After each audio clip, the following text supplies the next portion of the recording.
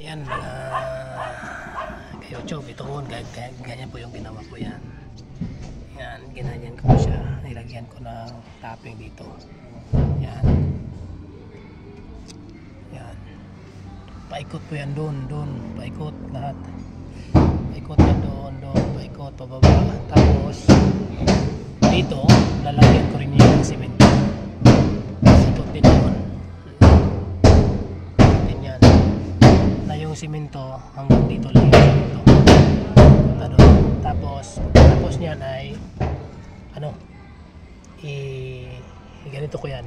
Ito kasi waterproofing flexible tsaka may simento na halo yan. Ganyan din yung gagawin ko dito, pati dito sa taas. Hindi ko nilalagyan ng flashing. Kung doon sa taas may flashing yon. Yan. Dito wala. Yan lang yung ginawa ko.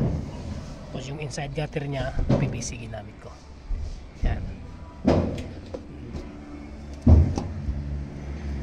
Wala namang mga dahon-dahon dito na papasok kasi malayo sa puno.